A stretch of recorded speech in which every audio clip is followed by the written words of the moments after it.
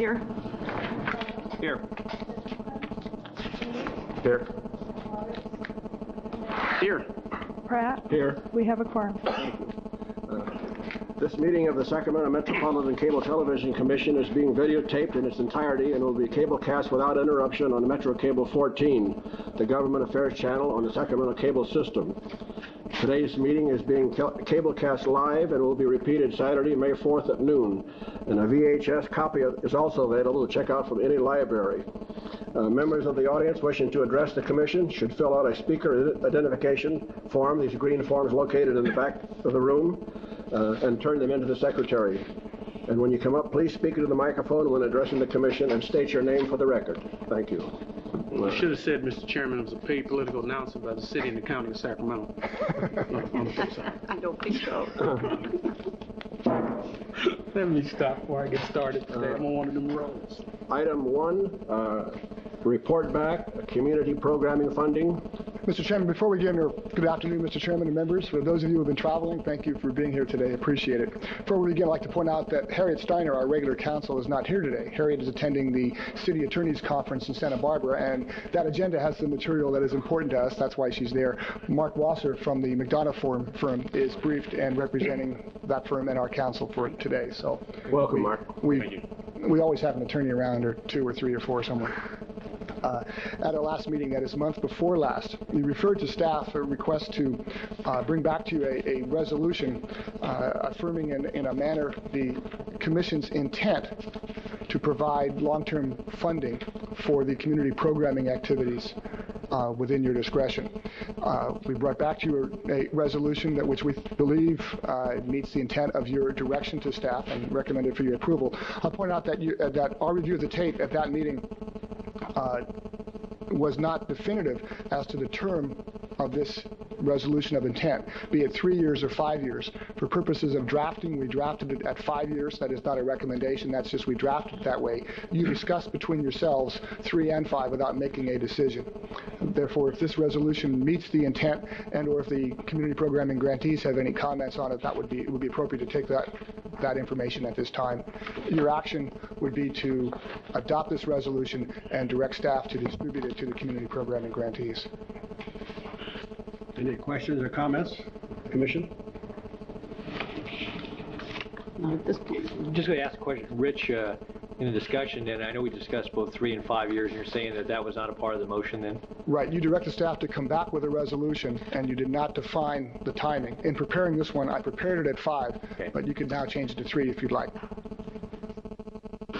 Mr. Chairman, I'd like to move the, Rich, this recommendation you bring back is based on a 3-year cycle, right?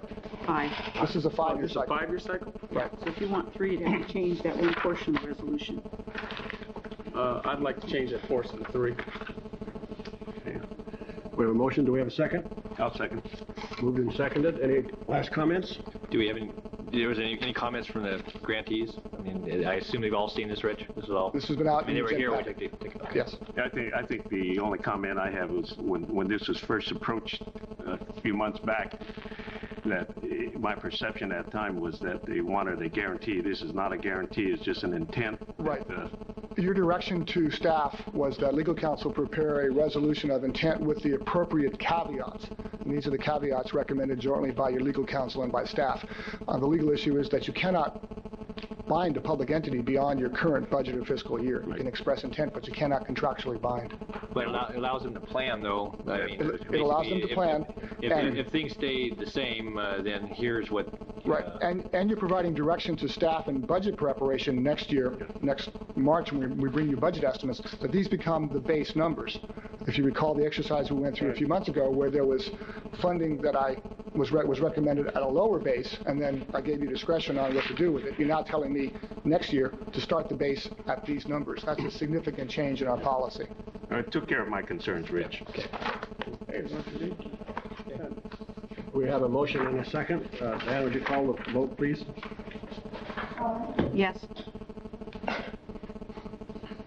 Natale? Aye. Dickinson? Aye. Yee? Aye. Pennell? Aye. Pratt? Aye. We have a quorum. Thank you. Item carries. Madam Chair. Item 2, Sacramento Cable Annual Affirmative Action Status Report. Recall 3 years ago now, we began a monitoring of Sacramento Cable Television's affirmative action status, and it was agreed on a very comfortable handshake that each May, Sacramento Cable would report back to us on their statistics over the preceding year. May was picked because our understanding was that there were FCC reports due the end of March, so this gave us an appropriate time. We've been very fortunate to have the continuing support of Ken Fleming, who's the city's affirmative action officer. You just got promoted. Yeah, soon to be city attorney. Soon to be city attorney. Even monetarily, about $40,000 a year more. I'll take that. At my request, Sacramento Cable has responded directly to Ken. So Ken has done a preliminary analysis, and these are Ken's comments. Thanks, Ken. Good afternoon, members of the commission. As Mr. Espacio indicated, the Sacramento Cable has submitted employment data for the year 1995 for assessment. We're in the process of reviewing that data, and at the moment we're making some revisions and some additions to that. We're working with their staff to ensure that that occurs. The data that we reviewed to date looks very positive in the sense that there have been some enhancements as it relates to the employment of women and minorities in Sacramento Cable. We will be providing to this body by next month a report assessing the information that was submitted. And if it's the desire of this body, we may also calendar that matter for discussion. In addition to that, I might mention that we have added a component to the review of the franchise and license transfer. Part of that will also include a review of Comcast equal opportunity and affirmative action programs. I've been working and discussing the issue with staff of Comcast. They've submitted quite a bit of data, and we're in the process of reviewing that. So as part of that review, we will also report back to this body our findings as it relates to their equal opportunity efforts. Ken, are you looking at the data that Comcast is giving you in regards to what they've done with other companies that they have? Yes, we're doing that. And then we'll get a report back from you based upon what they've done in the past and their commitment to affirmative action? Right. The corporation is a very large corporation, and they're scattered across the United States. I've requested information and received it on some of the entities here, and we'll also be checking in some of their larger operating areas to get an assessment of their performance in that area. Everything that, again, I reviewed to date looks very positive in the sense that they have a very comprehensive corporate policy relative to equal opportunity in employment as well as in contracting. What's the preliminary data on SAC Cable look like? Preliminary data on SAC Cable, again, looks positive in the sense that there are some areas where, particularly in the sales category, there have been some enhancements in the employment figures. There have been maybe some slippages in maybe one area, but overall, I think the report looks positive. Anything else for Ken? Just a follow on. Last year you made a presentation, Ken, that showed the various areas and the numbers. Is that what you intend to do then at the June meeting? That would be the presentation? Yes, our report will basically give you an analysis of the entire workforce, the various occupational categories, as well as overall employment statistics for the year, hiring, promotions. Okay, that's what we'll get then next meeting. Yes. Mr. Chairman, members, I was going to comment on. You had asked I'm sorry. for chances for you. On I was going to add something to just put in perspective, if I may. We have some rather large tasks between now and next month. If I've asked Ken to prepare in the interim his analysis of the current Sacramento Cable affirmative action and report that to you in written form between now and the next meeting. It would be my recommendation that if you desire, because of our schedule next month, we have a very long agenda. If there are, the follow-up for that, if he has no red flags or significant recommendations, we may let slide another month if that's okay. If there are issues to deal with, we'll bring it up. You have, skipping down a bit to the issue of the transfer, the analysis of the transfer process has 4 members on the team, essentially. Myself, financial consultant Jay Smith, legal, and Ken is doing the affirmative action part of Comcast. We think that's going to occupy most of our time for the next month and probably most of your time in June. So if you don't see it on the agenda, it would be for the reasons of timing, but we'll get it back to you. Thank you. Jimmy? Did I understand correctly that, maybe I didn't hear it right, but you said you're going to take a look at what Comcast, the parent company's affirmative action program is? Is that correct? Yes, we've added a component in terms of the review of that particular franchise license transfer process to include a review of the equal opportunity efforts. Oh, so that's part of the process. If someone comes, regardless of who it is, if they come in and buy out SAC Cable, it automatically requires a review of the buyer program? I'm not certain that that's specifically spelled out. I think in the process it talks about ensuring that the reputation, responsibility, integrity, reliability of the new franchise would be comparable to the existing franchise. And we're reading into that their responsibility as it relates to equal opportunity would be a component of that. So the staff has basically designated another component of the review to include a review of their equal opportunity, but I'm not certain that the regulations actually require that.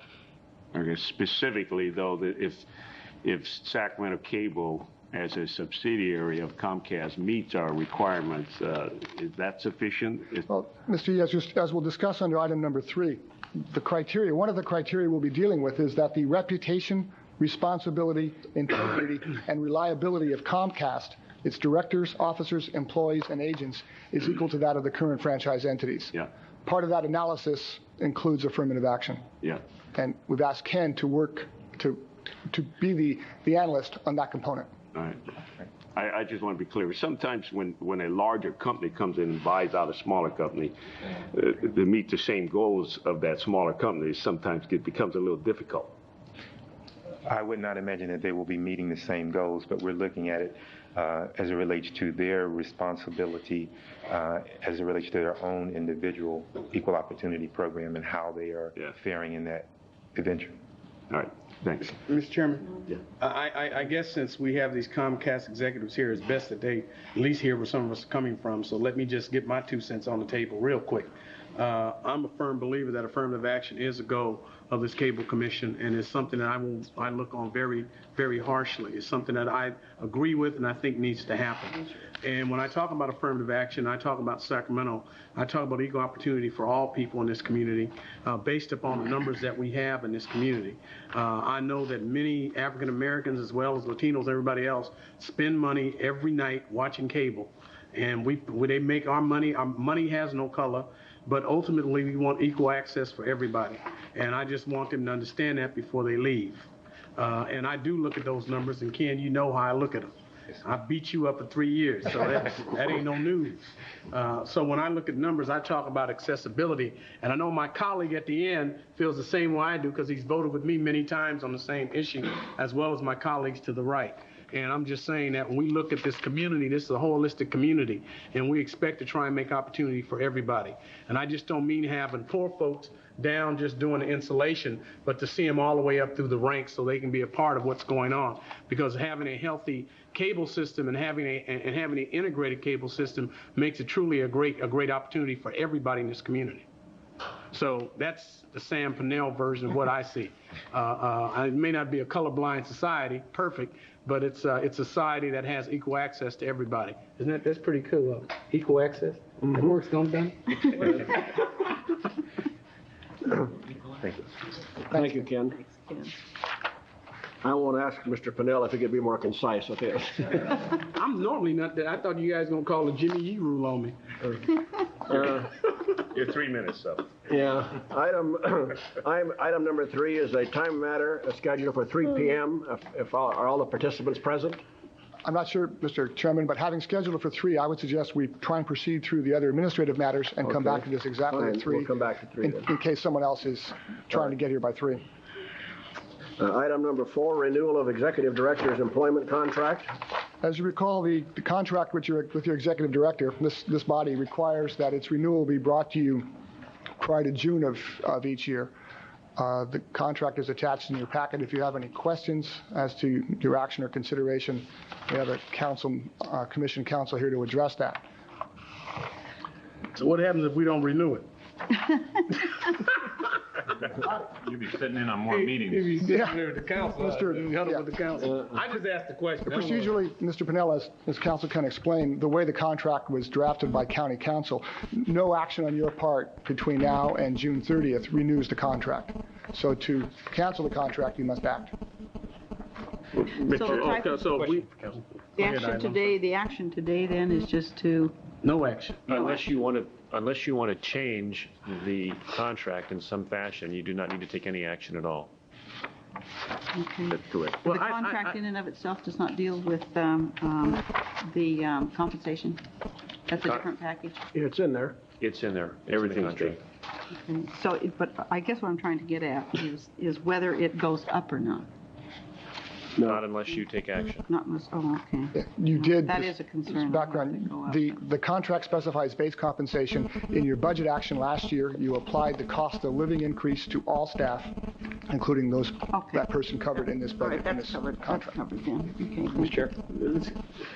Yeah, just to follow on, that's reflected in the contract. What we have before us then, that is reflected in within the cost of living, the COLA that was applied to all employees of the Cable Commission. The contract itself does not reflect a change in compensation. That was done as part of your budget action. It's been done, but it's not reflected in the contract. It's simply reflected in your budget action. Okay. And then that wouldn't change unless we dealt with all employees or a group of employees in a similar manner this year. So that stays, under this situation, stays the same, correct? Your budget action would stay the same unless you were to take action. If you wanted to do something to change the contract, you would have to take action on that at this time. Okay. Now, what's before us is the term of extension. And my question is then if we take no action, then that term automatically rolls over to the renewal date of September 30th, 1997 and so forth? Yes. Okay. So the no action then basically is an action that allows that date to change in the contract, though. The contract will automatically renew until September 30, 1997 if you take no action today. Okay. Mr. Fidel? I have a couple. This is the first time I've ever seen a contract, so I'm like the new kid on the block. Is this a yearly contract? It was an 18-month contract, Let's roll. and it is now on an annual renewal cycle. It is currently set to expire on September 30th, 1996. If you take no action today, it will be renewed for 1 year to September 30th of 1997. If you want to do anything other than have the contract renewed, you'll have to take action at this time. Hey, let me ask my colleague something. I haven't really read this, but when do we ever plan to evaluate the director? Or is that in the contract? Can somebody answer that question for me? I'm just asking I'm asking one of these dumb questions because I don't know. I don't think our contract includes a review of our executive director, but Mr. Pennell, prior to your coming on the board, there was a situation where the contract was discussed thoroughly, and at that time we felt this was the best type of contract to provide for our executive director. Excuse me, Mr. Yee, I understand that, but I am a member. And I guess my question becomes, as a member and representing the residents of my community and of the council, Yes. I don't care who sits in that chair. It could be Bugs Bunny. The bottom line of it is that how do we plan to evaluate it? That would be a good question to ask. And at least from what I've read here right now, there's nothing. And I'm not saying that Mr. Aspasco's doing a bad job or good job. My question is, and we've all seen this, how do we plan to evaluate that over, if it's 5 years or 6 years or whatever? I don't want to get into his contract, but I guess I would just, if this is not the time to talk about it, then I would like to bring this back after I'd had time to read it, because some of you have been here a lot longer than me, but I don't understand it. I'm sorry. I think this contract does provide an area where, if there's cause, that this board can meet in executive session to discuss the problem. No, I'm not, Mr. Yee, Mr. Yee, I'm not, let me clarify. I'm not talking about if or coulda, woulda. I don't mean if he did something that's wrong, that's bad. I'm just saying as a board member on a yearly basis, do we not evaluate it? You may Not just show up to the meetings and say, oh, he's a nice guy, I like him, he shaved today. Oh, I don't like him because he didn't shave, excuse me. I mean, I just want to know, is there some parameters what we evaluate him on? And I just don't see them. You can have a closed session to evaluate the executive director anytime you want. Well, I think the question is whether we have some routine formal mechanism for evaluation. Yeah. And I would assume that and we don't. That's the question I'm asking. Everybody, all of a sudden we got attorneys jumping up. I'm asking a simple question. How do we evaluate our director? We don't have a schedule. Then we need to have something. To me, we're not doing our duty up here. That's what I'm saying. What Mr. Yee was referring to. I don't know about all of what happened in the past. I don't even know none of that. Well, that's why I think that's why he was trying to just give you some context to this. Was that there was a very. I don't want nobody to taint it, Raj, because I don't want to know. That's what I'm saying. I don't want to know what happened. I'm just dealing with what I see here as an elected official, and all I want to know is how I would hope that the board in the future will put something in place where we can evaluate the director on a yearly basis. That's all. I don't care if it's a little sheet of paper say he did this good, did that good, and let's go on. I don't care if we do it in executive session or open session. It doesn't matter to me. Mr. Pennell, that's not a bad idea. That's all I'm saying. Man, just asking a simple question. I see attorneys jumping around, everybody. Give us a chance to agree with you, Mr. Pennell.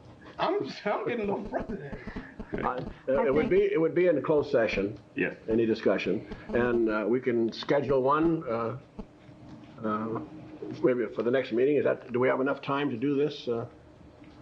Well, I think that, Mr. Chair, it seemed to me that if this desire of this board to have some sort of an evaluation process, whatever that might be, if it's a discussion with the executive director regarding the events of the past year and goals for the next year or work program, whatever it might be, that we could certainly do that and do it at a time that would allow this matter to come forward, much as has been placed on the agenda here today, but to do it prior to that in future years. I didn't hear Sam saying that it was a problem this year, but he wants to know process for, I think we put something in place so that we'd maybe in May of each year or April of each year we would have set a session to sit down with our executive director and have some preliminary information developed around that, have the opportunity to talk about strengths and areas of improvement, and then have the contract come the following agenda or whatever it might be. I think we set a process up that would be comfortable for this board as well as our executive director, and do it in a fashion that would allow us to do that prior to the renewal date coming before us. And I think that's what I hear Sam asking for, and I'm comfortable with that. I don't think that our executive director... It's not threatening for anybody. I'm just saying some way Does this require a motion to have a regular schedule of it? No, I think the motion that's needed is really to receive and file this so that it rolls over, and in keeping with what Don was saying, that yes, we have new members on the Cable Commission, and certainly we should set up a regular review process. Motion to have a executive session on personnel next May would follow upon. Or sooner. Or sooner, and I think we need to have a little bit of discussion around what it is, so in the context that is Rich to present something to us, and anything that we would like covered, or we as board members. So what the expectation would be as far as that session for evaluation would be, and so it would be productive, and then would give us the ability to then go on to the matter of talking about the contract after that. My frustration, Mr. Chairman, is when you walk on this board and I see item 2, which is a 6-page contract. I'm not dealing with the politics of it. I'm just trying to say that in any position we all sit and evaluate our leaders. That's all I'm saying. Mm-hmm. I mean, that's just where it is. Can I ask counsel, Mark, would it be appropriate then for maybe next agenda then just to have an item that would maybe give us a rough process, and that would, and use that then for an action? We put that in place as the process, or maybe we don't even need that at this juncture, but something that would then make sure that that day would visit at a certain time, and we would have some discussion around how we want to do that session prior to, so that everything would fall into place, knowing that people's schedules do get busy and so forth. Yeah, that's fine. That's exactly, you have basically complete latitude to structure an evaluation however you want to do it. Okay. I think what Don's asking for too is a timetable, because if we receive and file today, which is I think what the action should be, that then we have enough time to start structuring so that by early next spring. I was thinking sooner than spring, because this has to be brought before us before June, doesn't it? And we'd only have one May meeting, I think. Right. So So I think a timetable and a process, yeah. Maybe April would be a better. Or if even earlier, March or April, I think, so we give you. Yeah, March or April would be the time. Give us some You time. could just give us a timetable how to set that, because we're not meeting every single month, are we? No. Very well. You have direction? It's fine. Okay. So I would move receive and file this item, and that the Second. I guess council would be the appropriate person to bring back the process in. Council, go ahead, Rich. Mr. Chairman, I think it's appropriate for council, the executive director, and the chair to work on what might be the draft of a schedule and a set of criteria for evaluation of the executive director. Fine. Good. I include that as part of the motion. Have a motion, and we have a second from Ms. Collins. Yes. Call for the vote. Collin, Yes. Natoli, Aye. Dickinson, Aye. Yee, Aye. Pennell, Aye. Pratt. Aye. Motion carries. Thank you. Go back to item 3, Rich. Mr. Chairman, members, you're well aware we have before us a pending transfer from Scripps Howard to Comcast. The informal process began in January. Since then, we've had much dialogue with our attorneys and consultants and with Sacramento Cable, Scripps Howard, and Comcast. I have 3 actions for you today. One is that it's the recommendation of your staff, including legal and financial staff, that you accept the transfer documents and start the 120-day process as of the 16th of last month, and that you schedule for in accordance with your ordinance and the federal requirements as well, and notice public hearing for June 6th, which would be the earliest time that you could formally consider the transfer. Schedule-wise, it is a goal, but not necessarily a commitment, to complete all the staff work necessary for the transfer by then. But as you're aware, the 120-day process started April 16th, and you can take up to that full 120 days. So if there are any questions on the action items, I'd suggest that you discuss and act on those now. Then separately, I'd like to, again, brief you on the ordinance requirements that you have to deal with, and then turn the meeting over to our guests and to Comcast. So if there are any questions on the action items, I'll be happy to take those now. You stated to me, Rich, that you're cautiously optimistic that we can meet this schedule. It's June 6th. Yeah, I'd like to say that I have the commitment of the staff of the staff team to apply the resources in May to meet this schedule. There's some other factors that apply as well, but if we don't make the June schedule, the June goal, I can attest that it won't be because we didn't put every effort into it. Any questions of our executive director? Comments? It will. I would just say, although Rich has suggested that moving on the action items first, seems to me appropriate to hear the presentation and leave the action items to after we've heard whatever comments are offered on the items. Yeah. Starting the process, agreeing to start the process, it doesn't necessarily tie to the presentation, but if you're comfortable, if that's what your desire, there's nothing that presents. You never know, we might decide not to start it. Could be. If you'd like to move on then with the staff's help, and we'll come back to the action items, just quickly, I'd like to go over with you, and you have copies in front of you, but this is the important information. Your ordinance, Sacramento is different than the rest of the country. Most other jurisdictions have a franchise transfer process that is quite limited and or governed by the federal regulations. Your ordinance, that is the ordinance of the Cable Commission, the city, the county, Folsom, and Galt, expressly establishes criteria that you must use or that you must review and make a determination of. And this is going to be the action that you're going to have next month. So I'll read those to you. You have a printout in front of you, and if the staff is working with me, we'll get this on the screen as well. The key factors here, and we've tried to italicize those, are that the franchisee has the burden of proving, and I've mentioned this before, by clear and convincing evidence, each of the factors. Recall that our legal briefing a few months ago, that clear and convincing is a threshold in the law that means something. It isn't preponderance, it isn't substantial, it's above that. But it also isn't beyond a reasonable doubt the OJ level of decision. So for you, this is the comfort level of you as boards of directors of the commission needs to be fairly high. There are 6 criteria. The first, as I mentioned earlier, is the reputation, responsibility, integrity, and reliability of Comcast, its directors, officers, employees, and agents is equal to the current franchisee. That we believe addresses issues of the kind of the standard things we see in franchise and franchising about criminal behaviors and other things. But we believe this also brings in and is the basis for our analysis of affirmative action. Item 2, the financial capability and capacity of Comcast is equal to that of the current franchise entities. This is one we'll be relying on the input of Jay Smith, who's worked with us since actually way back when, since 1981-82. Jay has been advising us on financials. The third point is the terms, conditions, or other circumstances of the transfer are not likely to result in an increase in the rates or charges for services. This is one that is potentially problematic. This was written 10 or 12 years ago, but the world has changed, but our ordinance hasn't.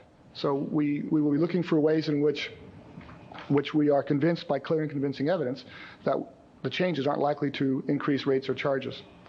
Point 4, at the time of the transfer, the current franchisees are in compliance with the terms, conditions, and requirements of the franchise ordinance, and any rules, regulations, or determinations promulgated thereunder.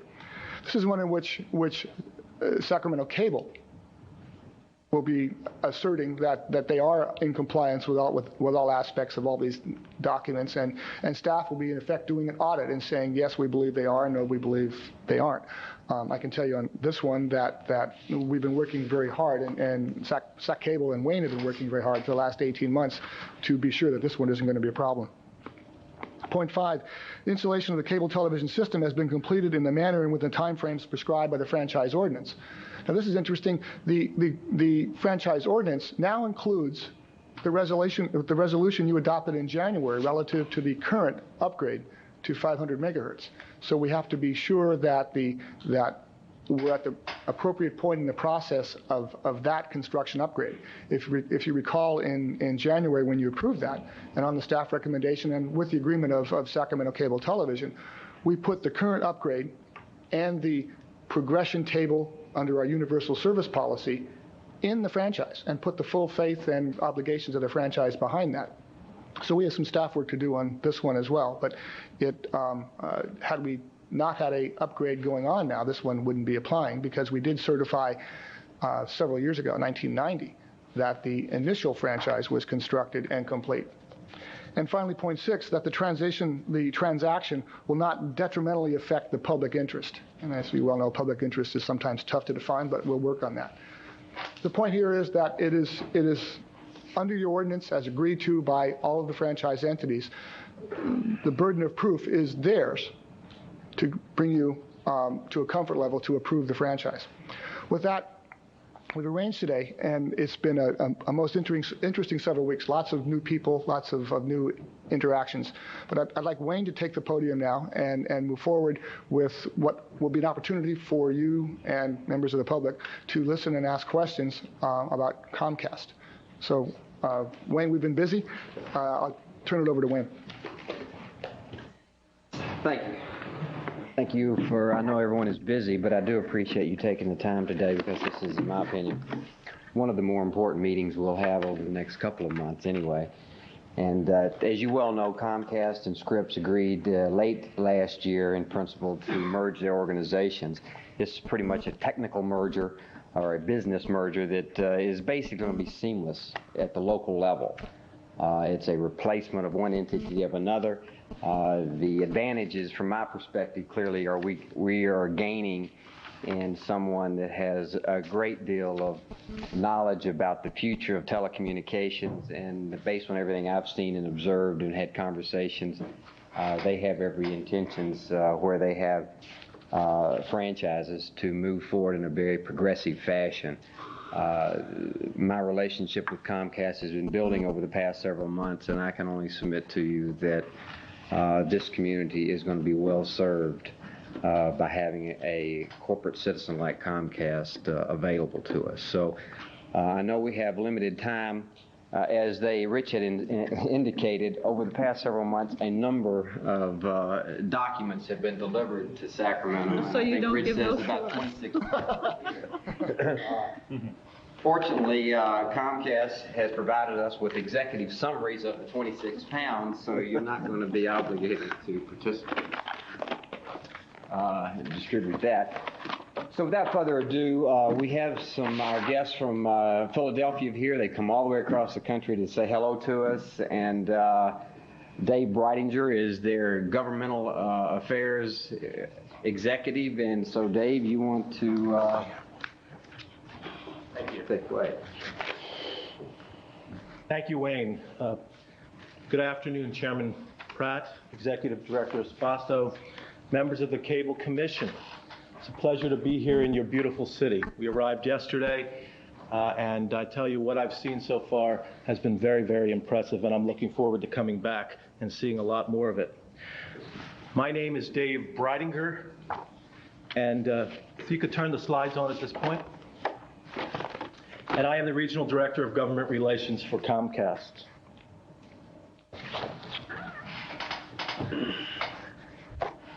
There we go. I bring you greetings today from my home office, which is in the capital city of New Jersey, Trenton. So we've come a long way to be here today. With me today, I'd like to introduce the individuals. Stanley Wang, who is our Senior Vice President, General Counsel, and Secretary of Comcast Corporation, and he'll be speaking in a few minutes after I conclude my introductory remarks. Also in attendance with me today is Sheila Willard, our Vice President of Public Affairs for Comcast, and also our local attorney, Malcolm Weintraub, with the law firm of Weintraub, Genschle, and Sprout. I address you today as an employee of Comcast who has some knowledge of the company, having been part of the Comcast family, and it has been a family for me, for the past 16 years. When I joined Comcast in 1980, I was probably the youngest, and to this date, the youngest general manager they ever had at the age of 22. Fortunately for me, I looked a little older, and I didn't tell anybody how young I was at the time. But it has been a great, great 16 years for me. You'll find out a lot today in our presentation why that is so. Over the years, I've seen the company grow into the integrated communications company that it is today. And in our presentation, I think you'll see why it has been an exciting 16 years. What I'd like to do at this point is ask Stanley Wang to join me, and together we'll do this presentation as a tag team. And when we're done, we would like you to ask any questions that you might have. And this is our introduction to our company, Comcast. Thank you very much. It's a pleasure to be here in Sacramento. We flew in yesterday. It was 97 degrees in the airport, but it was raining and ugly in Philadelphia, so we're happy to be here. Unfortunately, we have to go home tonight to ugliness and rain again. You've all received, I'm sure, a copy of our annual report, hot off the presses. And it's interesting. The text is interesting, but I think the artwork is even more interesting. The artwork was done by our chairman, Ralph Roberts, who founded the company in 1969 and who also decorates our offices. He is an artist and a brilliant businessman and a family man and a concerned citizen and a good citizen of the city of Philadelphia. And this is his baby, and I suggest that you read this very carefully because it is our spirit and our conscience, and it's all summed up in this annual report. The last time I made a presentation before a body such as this was 15 years ago. They've kept me in the closet now for 15 years, only allowing me out to come to Sacramento. And I remember it was 15 years because David Breitinger was there at the time, and it was the Lawrence Township, New Jersey franchise. Lawrence Township is a little community between Trenton, New Jersey, which is the capital, and Princeton, New Jersey. You all know Princeton University. And I was there arguing for a franchise. And last week, I guess David went back on the renewal. Absolutely. So it's a 15-year franchise, and here we are back again. Part of the point there is Comcast is a company of stability. If you look at our workforce, if you do a survey, everybody here comes to Comcast and stays at Comcast. It's not a transient company, but it is a transient industry. The industry is contracting. There are now 3 or 4 major companies left in the industry and perhaps a dozen or more smaller companies. The industry is changing. The Telecommunications Act of 1996 was passed, and that says that our business is going to change dramatically in the next month and year. How is it going to change? Competition has come. It's here already with the satellite. It's here in Sacramento with MMDS. It is coming with the telephone company, companies much larger than us. Pactel here, Bell Atlantic in our home area. We'll be building competitive systems with a whole lot more money than we have, a whole lot more resources. We think we're smarter and quicker. They have more money. It's going to be a fight, and the real fight in this business will be who can best serve the subscribers. And we're prepared for that fight, and I guess your interest then and our interests are common interests in that respect. 5 points I really want to make today. One, that Comcast is a diversified and large communications company. That you will hear. 2, although we're large and diversified, we're really a family corporation. Ralph Roberts, Brian Roberts, the Roberts family have a controlling interest in the company, vote approximately 78% of all the votes. We have hundreds and thousands of shareholders, but control lies with the Roberts family.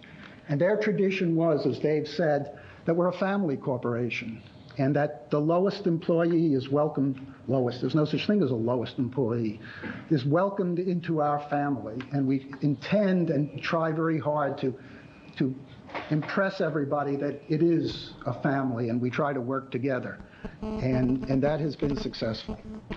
3, we're really a local corporation. Although we're headquartered in Philadelphia, right across from City Hall, we look at William Penn's hat every day, which is a local tradition in Philadelphia. The responsibility for cable systems resides in the community where the cable system resides. We have local managers who are entrepreneurs, who are business people, who know how to run their system and who run their system with minimal interference from Philadelphia. We do financing, we do purchasing we do technological standards at the Philadelphia level. But the day-to-day decisions on how to run this system resides here in Sacramento with the people who are making those decisions today. We will help them, we will finance them, we will support them.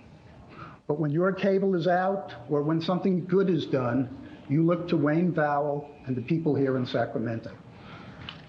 The 4th point I'd like to make is we're an astute financial corporation known worldwide for innovative financing techniques, and we're an astute and advanced technological corporation. The future is coming to cable. We will be there technologically in the vanguard of that future progress. The 5th point, and I think it's a very significant point, is that we're a company of integrity. What we say is what we do. What we promise is what we deliver. We don't promise things we can't deliver. We're not going to tell you things and then go out and not do them. When we sign our name or when we give our word, that is our bond. And that is the spirit that Ralph Roberts brought to this company, and that's how we live our lives and our business lives. You talk about integrity, and Rich Espasto will be doing his due diligence, and I welcome him to call up any mayor of any community where we're franchised right now. I welcome him to call Mayor Rendell of Philadelphia and ask him what a corporate citizen we are in our community, our home community, or anywhere else. But there's a closer place to home where you can call. Right here in Sacramento, you could call the California Public Employees Retirement System, CalPERS. Bill Cosby does a commercial. I don't know if you see it here, but Bill Cosby went to Temple University in Philadelphia. And he does a commercial that says, there's a big T, he sits there with a sweatshirt, big T on him, and he said, I could have gone anywhere to school, but I chose Temple. Well, it's the same with CalPERS, the largest government pension fund in the world with billions of dollars. They had $250 million to invest in the communications business. They did a long and diligent study. They studied every cable company, every communications company, and they chose Comcast. They chose Comcast after looking at our EEO record, our corporate history, our litigation history, our service record. They sent team after team of folks, largely from Sacramento, to look at us, to evaluate us, to analyze us. They chose Comcast. Significant point. Let's go on with the slides, Dave. We like to think of ourselves as being in three businesses: the wired business, the wireless business, and the content business. All of them growing. On the wireless business, Dave, why don't you talk about cable modems and high-speed data? We'll start from the bottom up. Okay, great. One of the exciting things in the future, and we'll talk a little bit about the future today, are the last two, where we talk about high-speed data and cable modems. You may have read a lot, and I believe there was an article recently in a local paper here within the last couple of days from the cable show, where cable companies are investing in these cable modems. And just to give you an idea of where we are as a company, we have been a leader in the cable industry in the development and deployment of cable modems. In one of our facilities in Lower Merion, Pennsylvania, we've developed a point of presence, or POP, which is the term that's used in the telecommunications business. And we also call that our sandbox. And we said, let's build a facility that we can have different companies like America Online and Prodigy and Microsoft and others come in and play in our sandbox, bring their toys, and let's see how it works. Let's make it work. We're entrepreneurial. That's what we do. That's what we do well. And we've been developing a cable modem there and are in the process of deploying that cable modem commercially to our subscribers. What we found, interestingly enough, in those tests, and this is the exciting part about cable modems, just to give you an idea of the future business that we have and what we can bring to this community. If you look at Newsweek article, for example, on March the 4th of this year, a 1 megabit file, for any of those of you who know about data speeds, a regular copper or telephone modem would take 9.7 minutes to download that 1 megabit file. An ISDN line, which is probably the best that the telephone industry can deliver today, would take 66 seconds. With a cable modem, it would take 0.8 seconds. Looking at larger files, because that's really where the business is going when you get into video and downloading video on your computer, large graphics. A 10 megabit file, according to a Business Week article of January of this year, a 28.8 modem, which is the modem that most homes would have today, the most advanced, would take 46 minutes to download that. Any of you who have downloaded large files know you could go eat dinner and come back and you still don't have the information in your computer. With an ISDN line, it would take 10 minutes. And with a cable modem, it would take 20 seconds. So we're very, very excited about the future of the data business and the cable modem business. And we think it's something that is going to be a very, very hot business in the next 18 months or so.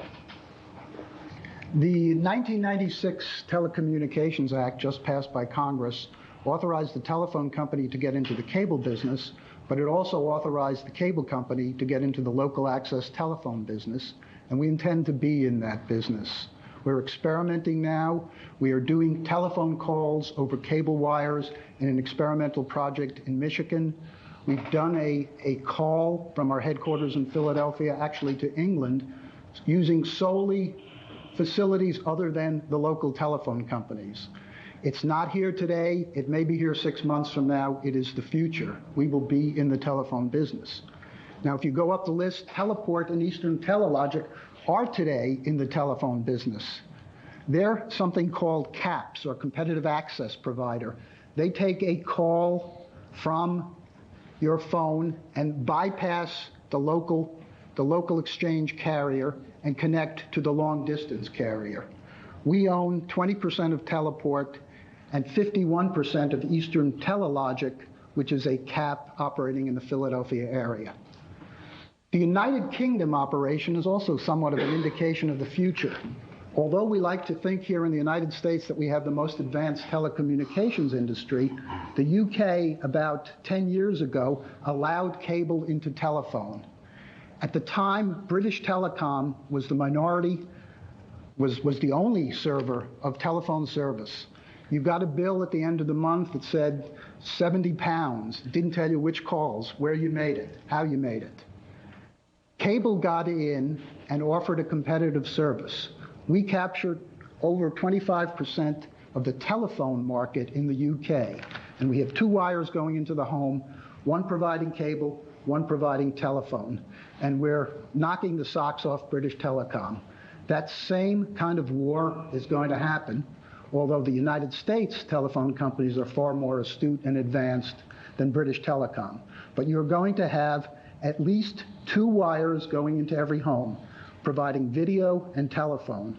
We hope to own both of those wires, but the telephone company will be there competing. We think we could compete. We've competed in the UK successfully. We think we could compete in the United States successfully. Our core business, of course, is cable television. And in cable television, what we have tried to do over the last couple of years is cluster our systems in Florida, Tennessee, Baltimore, Philadelphia, New Jersey, Connecticut, Indianapolis, Southern California, and Sacramento is a new cluster, a proposed new cluster for us. It is a large enough area to support cable service and telephone service.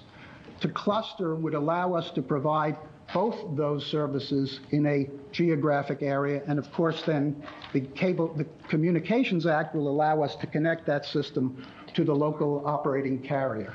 So we will be in that business in those clusters. One of the great things about operating clusters, and I'll give you some examples of some of the things that we're doing. Take an example of New Jersey and the Philadelphia market.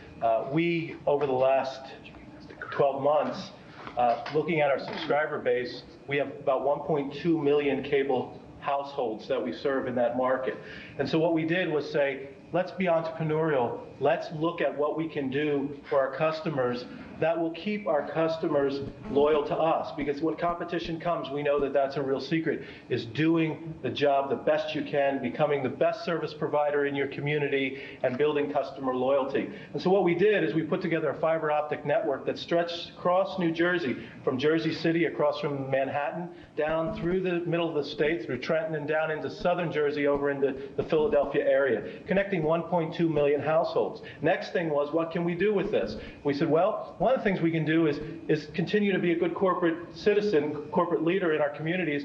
Why not do a news type program to feature the good things that are happening in each of our cities and within our states? And so we began doing that with a project called Comcast Newsmakers, where it's an interview format bringing our mayors, our local newsmakers within our schools, within our educational systems, within our charity organizations, within our communities, our state leaders, our governor, and bring them in and let them talk about the great things that are happening. On local news today, all you hear is the negative things that are going on in the community. And it's been a great project. The other thing we did was say, okay, now we have this network, what else can we do? Let's build customer loyalty by providing our own Comcast network.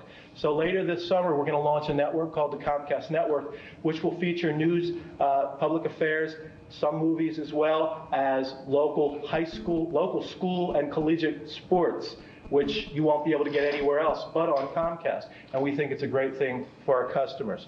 The last thing I'd like to say with the entrepreneurial approach that we have to business is we look at where are our business partners. One of them is education, looking at what can we do now in some of these markets with our education community. And what we did in Mercer County, New Jersey, where Trenton is located, and Princeton as well, is we came up with an innovative project, a bid against the telephone company Bell Atlantic, and won. And we are building an educational network that will serve 14 high schools, along with 9 public libraries, delivering fiber optics to each of those facilities to deliver distance learning programming, as well as high-speed data and high-speed internet access. And we think that is changing the paradigms and will help change the paradigms of education. And we're excited about that as well. The numbers on there, 3.4 million subscribers, 5.5 million homes passed, plus another 200,000 subscribers in a system in New Jersey in which we own 50%. So there's in excess of 3.7 million subscribers for cable under the Comcast banner today. Probably we would either be the 3rd or the 4th largest company in the country after the Scripps acquisition, after the merger. That is the one and prime area of our business. The second area of our business is wireless communications. Again, starting from the bottom, we will soon introduce, the personal pager, little beeper, in essence, which works as a pager, a sophisticated electronic pager with all the latest advances. All of our cable systems will be offering that as an extra. Going up, we have an interest in Nextel, which is actually moving out to the West Coast, which is essentially a PCS, personal communication system carrier, or a wireless telephone carrier. We have investments in Sao Paulo, Brazil, where we're building an SMR, which is another technological term, but it's wireless telephone. And if you think the service is bad in the UK, you should look at it in Sao Paulo, Brazil. Hundreds of thousands of people waiting for telephones to come in, so we think it's a pretty good market. PrimeStar is an interesting business that we're in. That's a DBS business. We figured since direct broadcast satellite and other direct broadcast companies are threatening cable, we might as well be in that business too. So we have a dish business, so to speak, called PrimeStar, and we generally sell PrimeStar in our franchised cable areas so that the subscribers would have a choice. If they want a dish, they could buy a dish from us. Obviously, they could buy a dish from 4 or 5 other satellite delivery companies, or they could take traditional cable service. So that's choice. An exciting adventure into the telephone business is Sprint Spectrum. That's a mouthful. Sprint Spectrum is a partnership of us, various other cable companies, and the Sprint long-distance company. What we're going to do, what we have done, is pay $2.2 billion to the federal government about a year ago to obtain licenses for wireless telecommunications services. What that means is essentially the old Dick Tracy watch telephone is coming to America. It's a small handheld unit, smaller than your cellular phone, which will compete with cellular. You walk around the street, your phone is ringing in your pocket. That's the new world. That's coming. Sprint has, believe it or not, several thousand employees who are all over the country, including Sacramento, setting up this business. We're already operating that business in Washington, D.C. and Maryland, and it is the future. It will compete with traditional cellular. It will compete with telephone, and it will drive down prices in the area. So we're a partner in that, and that's an exciting concept. Our major cellular business right now is run out of the Philadelphia area. We serve a population of approximately 8.3 million people in New Jersey, Pennsylvania, Delaware, and I believe a bit of Maryland. Again, this is a cellular, traditional cellular car phone business, and we have approximately 700,000 customers in the Philadelphia market buying our service. Again, our major competitor is Bell Atlantic, and we compete very well, thank you, with the telephone company. Again, we think we're nimbler and hopefully smarter than they are. That is wireless. The next area of our business is content. We felt that we had to have programming to put on cable, quality programming to put on cable. The first thing we did was buy this fascinating company called QVC, which is home shopping. I never buy a thing from it, but the more I watch it, I did. I just bought a cordless phone for my mother. I saw them advertising it, and I called in. And they have thousands of customer service people, and they take your order, and 2 days later they ship your product, and saves me the job of going to the store. It's a fantastic business if you ever come to the Philadelphia area, and imagine what the future is like for customer service and high-speed answering and home shopping. It's all there. It's a fantastic company, and they sell probably more computers than any computer store, and more home appliances than any home appliance store. And I think they're now the 3rd largest retail business in the world. surpassing all of the traditional department stores in sales. Fascinating business. We're in 52 million homes with QVC, and we've recently expanded QVC into the UK, and we passed 4 million homes there. We're looking to expand into Germany, Canada, and Japan on home shopping. C3 is our Hollywood glitz company, so to speak, that we just formed. We hired a gentleman named Rich Frank, who's the president of the Academy of Television Arts and Sciences and a former president of Walt Disney Television. We said, Rich, here's some money, go out, buy programming for cable. Buy quality programming, buy good programming, produce your own programming, produce movies, do what you want. We want to be in the content business, Rich. You know the folks in Hollywood, that's where the action is. Form a group, and he's already producing. We can't yet announce, but we do have a quasi-deal with ABC on their soap opera channel. Soap opera. We are going to replay the day's soap opera at night. From what I hear, there are thousands of people who tape all the soap operas during the day while they're working and then come home at night and watch them. But we're going to put them on a channel at night. No comment, Isla. I ain't gonna make any comment because I started. Double dose of soap operas. There are people who are known programming. to tape these meetings during the day and go home. And then pull out the 38 and take care of it. Other programming opportunities that we have, we're a partner in E-Entertainment, Very sick bunch. Music Choice, Viewer's Choice. We have an investment with Mr. Ted Turner on his networks. We are principals in the Golf Channel. I know some of you would be interested in seeing that full time. We just started Outdoor Life and Speed Vision. The Sunshine Network is a sports network in Florida, and Comcast Online is a computer-based service. One thing that isn't in the slides is that we're also in the sports business.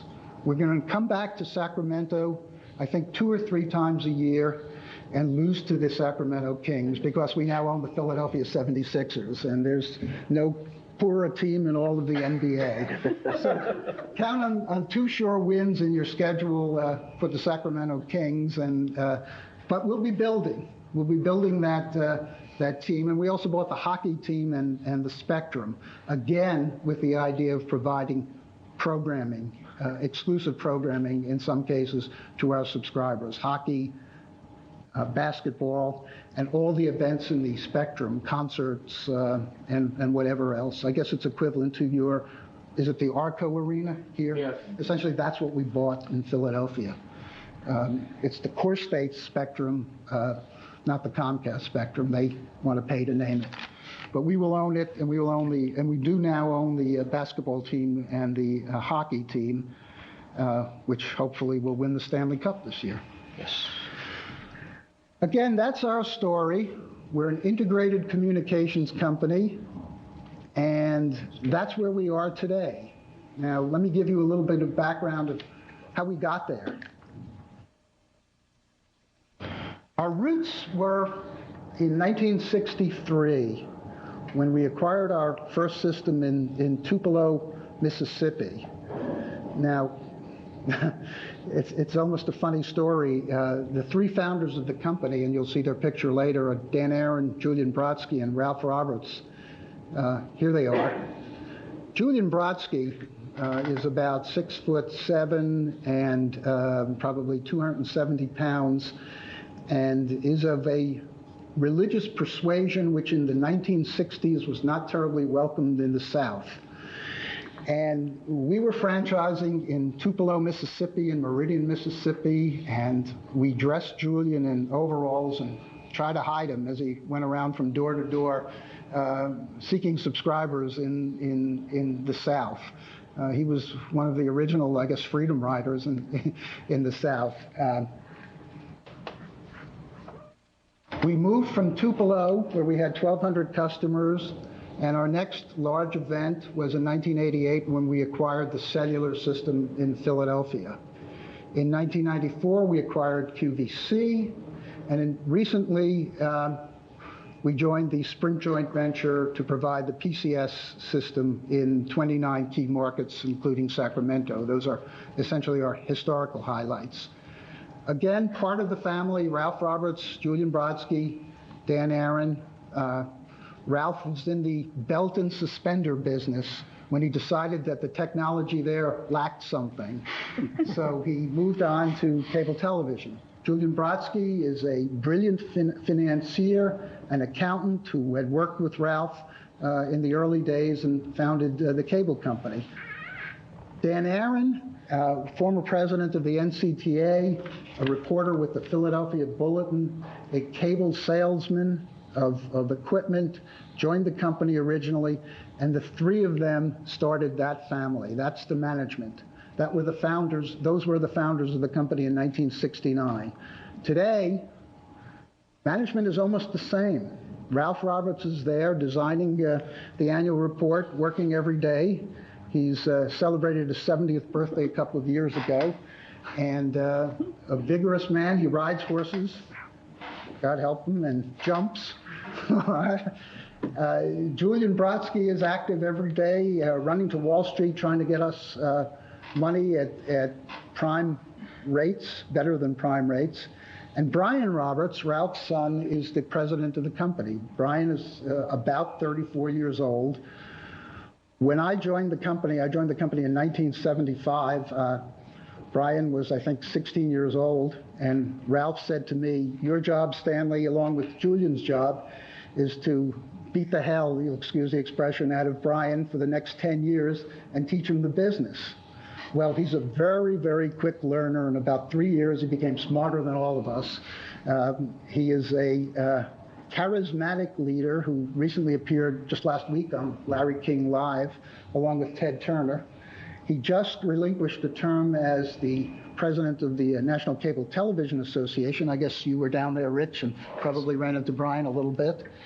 And he is a dynamic industry leader, again, with our mission to remain an independent family company in an era where there's a growing consolidation and merger of cable companies and telephone companies. We intend to remain independent under Brian's leadership.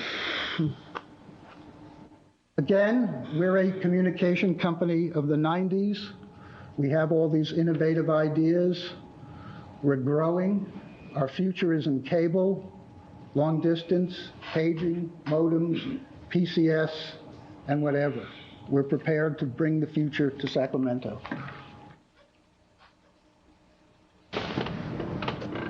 Essentially, I guess if you had to define us, we're innovative. Obviously, stable senior management, same people here. Fast growth. When I joined the company, we had 70,000 subscribers in cable. Now you know the numbers. Technology is our middle name, so to speak. And again, our strength is that we empower our local people to make decisions. We think that the decision-making process has to be close to the customer, particularly in a competitive environment.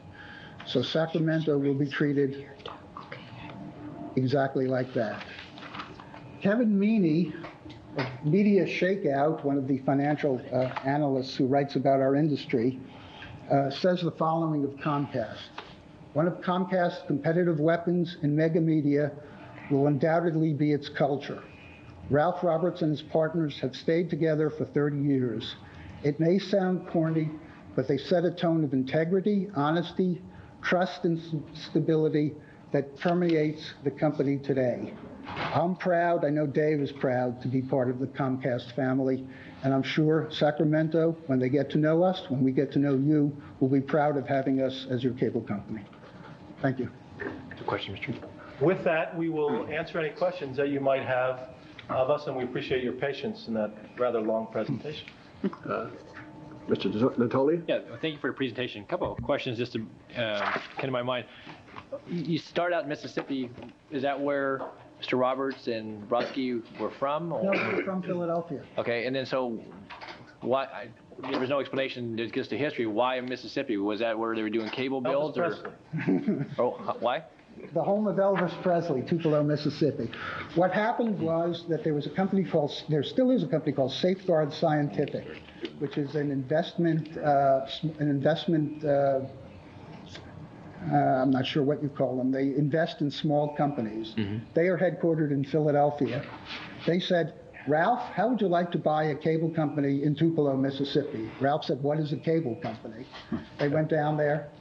They bought it. And then from Mississippi, we spread to Maryland and New Jersey, Philadelphia, Michigan, Florida, California. We've had 2 or 3 mega acquisitions over the last couple of years, one being Group W Cable, Westinghouse Broadcasting Company. We bought all their systems in 1986, and the other being the Store Company out of Florida. We bought their systems, I guess, in about 1994 or 5. And the Westinghouse merger was interesting, if you don't mind me digressing for a bit. There were about 40 systems that Westinghouse Corporation owned, Group W Cable. And they were they were the 3rd largest cable company. And there were 40 local managers, all of whom worked for us, and were very nervous when we did the merger. And we gathered them all together. We had a management meeting in Florida in July. That's typical of us. And we said, each of you managers will be an entrepreneur in your community and will run your business the way you see fit and the way the community sees fit. Half of those managers left our employ because the corporate philosophy of Westinghouse was they had a manual. And the manual said, if you have X problem, you do Y. And if you have Y problem, you call Z. And if you don't get an answer from Z, you call 1, 2, 3, 4. And we said, none of that. You are the man on the spot. You, Mr. Manager, you make the decisions. There's no manual with Comcast. We in Philadelphia don't know what's best for Sacramento or Tupelo or West Palm Beach or Paducah or wherever we are. You have to make that decision. Half of the managers thrived with that entrepreneurship. We like to call ourselves still entrepreneuring company. The other half left the company. Okay, just on the acquisitions, then, and most of the acquisitions have been in recent years versus that period of 1963, or did the expansion occur over time? Or no, most of the acquisitions, the primary acquisitions, were in 86 and 95. Okay, those were 2 big ones. Second question then comes to mind is then, how does this market then compare to, you talked about the 40 in the Group W acquisition, the Store acquisition, some of that. How does this market, with the number of customers and potential customers, compare to your other markets? Obviously, Philadelphia being one of them, some other ones. But where are we in the scheme of all systems? I'm sorry, you're one of the larger markets. I think our largest market is in Union, New Jersey, which has how many subscribers there? Just slightly more, about 250. Philadelphia has about 200. About 200. Baltimore County? We're 240. About 210. Indianapolis? Sheila? Well, you need not. This is one of the larger self-contained units of our company. Does their information include all that? All the various? Okay, because if it's there, you don't need to repeat it. I just was curious as to kind of how we fell in your whole scale of different. Page 26 lists all the systems with subscriber base greater than 50,000 and the name of our contact person, and that's part of the calls we're making. Okay, greater than 50,000, but then they have some smaller units. Yes, we have small systems too. We have lots of small systems. I imagine Tupelo and Meridian still aren't that. Tupelo and Meridian haven't boomed. Okay. One other question. But they're nice communities. Yeah, nothing wrong with small communities at all. Talking about the wireless cable, you mentioned the Prime Stars being a part of your system, and I think I gathered how that relates to your system. For example, though, that's being a broadcast over using the dish technology, then would it be fair to assume, or maybe you can answer the question rather than just even assuming, is, for example, we do the access cable, we have a metro cable, some of the community programming and so forth, which if it's a part of this, I don't think that's available right now through the current system out to homes in say the rural areas of this county or this market. Would that be something that would be available to people who might have Prime Star and get the program that comes through in their national programming, but would you be able to offer the local programming? No. You would not be able to? The answer is no, and that's both the strength and the weakness of DBS. I'm sure you've seen all the ads, all the television ads for direct broadcast satellite, 100 and so channels, the exclusivity on NFL games, no more cable company, just push a button in your home, no more franchise fee, by the way, no more municipal control, but that's beside the point. The weakness with that kind of system is, number one, they do not provide the local network programming, the local affiliate programming. They're precluded by law from doing that. And number two, they do not, since it's national in scope, do not provide public access, local origination, Sacramento channels that is not available. We think that's an opportunity for us. The more we're in competition. That was your. Okay, I must have misunderstood your presentation. I knew what they provided and what was provided by the system, Right. and that they were not equal in that sense. But so you were suggesting that as a part of any relationship, whether it would be them or anything that you might do as a part of your system acquisition here, that you would make that local program available to people outside of the area served by the actual. Okay. No. And we are a 10% owner in Prime Star as well. Oh. We don't own 90%. Okay. But Prime Star's competition, the DBS companies, are substantial competitors to cable, and we think we could compete by providing the local programming that Sacramento now offers. That's a plus for us. Okay.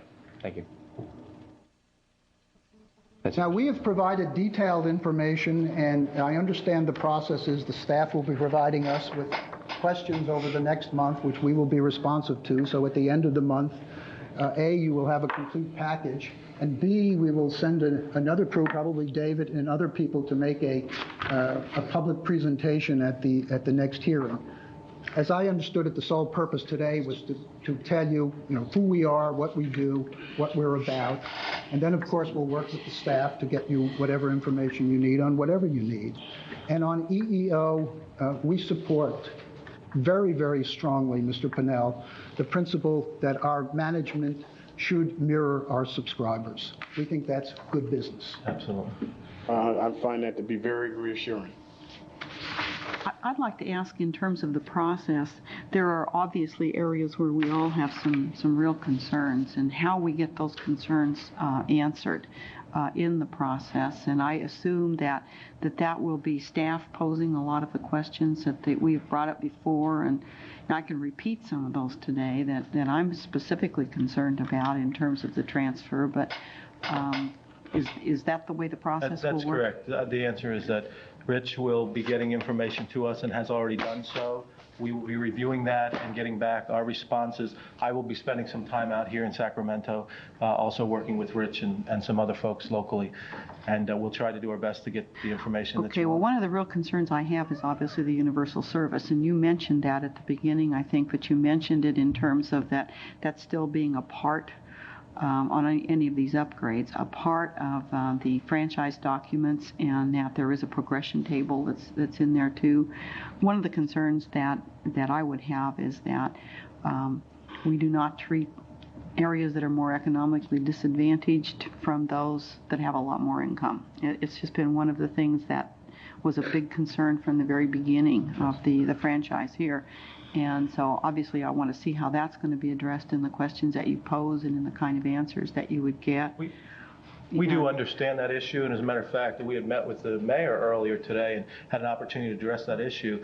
One of the things that we're doing in some of our markets, and we'll certainly look at it here, is we are concerned too with the haves and the have-nots. There are many within our community, particularly from an educational standpoint, where many of the children do not have access to computers in order to excel. And so what we did is we looked at a company in California that's called Lightspan Partnerships. It's outside of San Diego, and we were so impressed with the company that we did the old Remington routine. You may remember the commercial.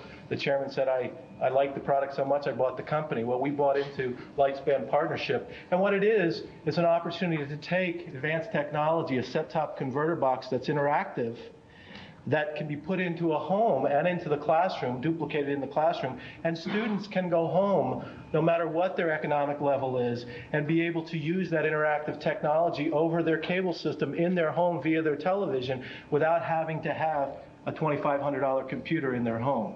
So those are the kind of things that we are thinking make sense as far as partnerships within our community, and you'll be hearing more about that as we move into this area. Okay, I think a couple of the other ones, and I'll just bring them up because I know that that they're of a concern to me, and it's been alluded to in terms of the franchise fee, and I don't know how we're going to handle that. Obviously that is something that is when it's the use of our streets, the use of our facilities, we've assumed that those fees are going to keep coming into our community, and I would assume that that's something you're addressing in the documents. Okay. Yes. Okay. So that would be another one. How we're going to handle that. They will continue coming in from us. You will not get franchise fees from the DBS people, and I don't know whether you get the franchise fees from the telephone company when they come here. We're working on it. Yeah. Good. Yeah. With the California legislature. The other one is that obviously the thing that we get probably the most complaints about it does not even relate to service so much our rates, and anytime there's a system transfer, everybody is very nervous out there in terms of our constituents about, are we really going to be the ones ending up paying for this whole transfer? And so I think I think is something that you could address early on also. And my last thing that I'd like to ask is just a question. When you talk about the DBS technology, is my understanding that the technology is what is the problem in terms of, if I understood Don Natoli's question, we have a lot of people who are in our more rural area who cannot get cable. Right. And yet they're very interested in perhaps these type meetings. We do have people that they just don't get any service, and they're interested in some of the metro programming. And so am I understanding that the DBS system itself is the problem, the technology behind it? The answer is yes, because it's a nationally distributed service as opposed to a locally distributed service. Everything that's distributed on DBS comes from one location to the satellite and back down to the local dishes. Okay, so they're still beyond the build. Yeah. Mr. Chairman, I had a couple of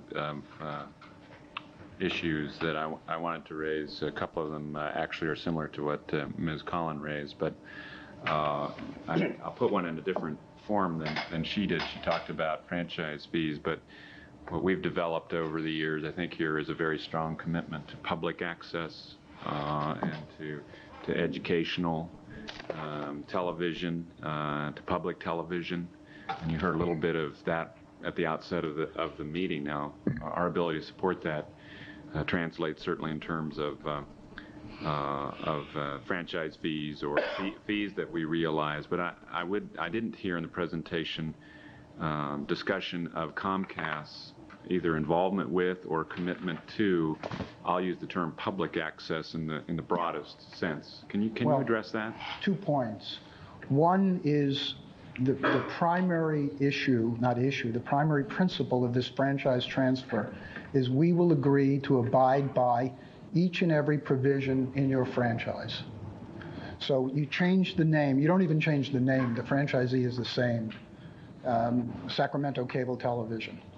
The ultimate parent is different. Rather than Scripps Howard, it's Comcast Corporation. And we are saying to you, and I'm sure there will be some legal document where we say to you that each and every commitment that Scripps Howard has or has made to this community will be honored by us. So if there are public access funds and support, we will continue those support. When we get in here, when we see what the house is like, so to speak, we're buying a new house, we will be happy to meet with community leaders and public access and see how that can be improved, what's really lacking. Give us a chance to come in and sort of get the lay of the land.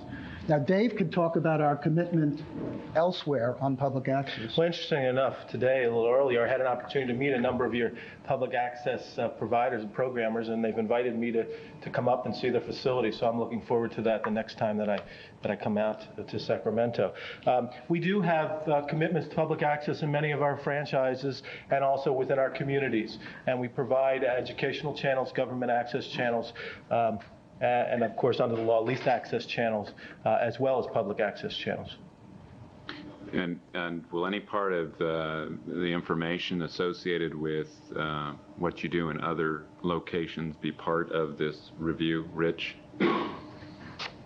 Yes. I mean, we'll have varying levels of intensity, I think, depending on the criteria, but we're assessing the other large systems that Comcast currently owns. Okay. I also wanted to explore a little bit now, and certainly more in the context of this transfer consideration, the issue of consumer service performance or customer service performance, which, as you undoubtedly know, translates from everything to how quickly the phone gets answered and whether there's a live person there who can do something, or a recording which says call back the next time you don't get a busy signal, to the ability to meaningfully respond to how you deal with late charges, which is a subject of some controversy right now. We understand there's some litigation, yes. There are a host of discrete issues within consumer service, but I want to give you the opportunity now, and I hope we will pursue in consideration of this issue the issue of your corporate perspective on customer service or consumer service. As I mentioned earlier, we have addressed some of those issues, and you'll be getting information from Rich on that. But as I mentioned earlier, our goal is to be the best service provider in the communities we serve. And we know that in the competitive market ahead of us, that the way that we're going to retain customers is to provide the best quality customer service that we can. And in many of our markets, we're beginning to look at new technologies, and that is let the technologies move the calls around so that you can man the phones better, you can provide better service. And we're putting together call centers where we're taking our data systems, similar to a data system we have here, cable data, which is used locally. And there aren't the tools that we really need in order to provide the type of customer service that we want, so we're developing those ourselves. We now have probably one of the most advanced data systems in the industry, where when a customer calls in, we can take that customer's phone number into the computer. That customer's account can pop right up on the customer service representatives or customer account executive, as we now call them, screen. And before the customer service representative or customer account executive answers that customer's call, they know the history of that customer's call, when they called the last time, what the issue was the last time they called, and they're better able to serve that customer in a much quicker with a much quicker response. So we're looking at all those issues as technology allows us to do those things. Plus, we've established new standards for the people who have this difficult customer service job. And from now on, you have to have a college education to serve in this position. Not that that makes you any smarter in answering the phone, but the customer service person is our link to our most vital product, the customer. And if you get a rude customer service person, if you get a late customer service person, if the phone goes unanswered, you, the customer, very shortly are going to have choices. And you will vote with your feet, so to speak. So we see it as a problem. It's been a problem which plagued the industry. We think, Comcast, we think that we're leaders in customer service. But again, don't take our word. Ask our existing franchisors. Well, I appreciate what you said, and I hope we do. And I would hope we would have an opportunity to see what kinds of absolute dollars and percentage of budget are devoted to things like customer service representative training the kind of supervision and review you have in that area. It's a very tough job, as you know, with a high burnout level. It's hard listening to people who have problems all day. I couldn't think of a job every I'd day. like less. Thank you, Sam. I know. Are you in that business, Mr. Jenkins? No, actually, they just tell me all the time what a great thing it is that we're doing. But I think that's a very important part of making sure that people trying to do those jobs are doing them well. Whether or not you would review billing practices here with this system, I think would be interesting to know as well, or whether you would just expect to adopt the current billing practices. You don't have to answer that at this instant if you don't want to, but. Well, I really don't know the answer to that. I know generally we do not come into a system which we merge with and make changes on day one. That's foolish business. We could take months, we could take years. We send in people to study what the system is doing well, what they're not doing well. A lot of times the system, and I'm sure Sacramento Cable is doing things better than we. So we learn from that. We think we add something to the pie also, so that they can learn from us. The mixture, the end product, is a better service company.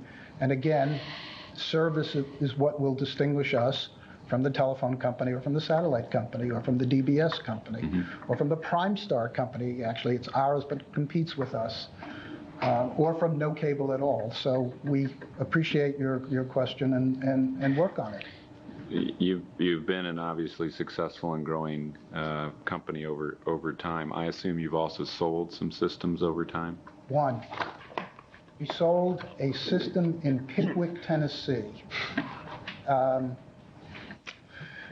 We bought a system in Corinth, Mississippi, I guess in 1986 or 1987. And part of that system was a 200 subscriber system in Pickwick, Tennessee, which is a little lake community across the border. I've never been there. We sold that system to the local hardware store man who could do a better job of running that 200 subscriber system than we could from Corinth, Mississippi, which was 30 or 40 miles away. To my knowledge, and I've been with the company essentially associated with it since 1975, we've never sold another cable system. I am the attorney for the company. I don't have a contract that says Comcast hereby sells. It's only purchase. So the answer is no, other than Pickwick, Tennessee. Okay, I appreciate that. I think the final thing is it speaks to something Ms. Collin also raised, and I think we're all going to look very closely at the criterion regarding the likelihood of the result of an increase in rates as a result of the transfer. So I just look forward to examining that issue as well. Okay, your experts will look at it. This is an all equity deal. There's no debt. Scripps is getting our stock, so there's not additional debt on the system. Secondly, there are rate caps imposed by the FCC, and we're now subject to rate regulations. So if we wanted to, I don't believe we could dump, so to speak, the acquisition cost on the system, but we will provide documentation to Mr. Esposito on that. Thank you. I appreciate your presentation this afternoon, by the way. Thank you. Thank you, Mr. Chairman.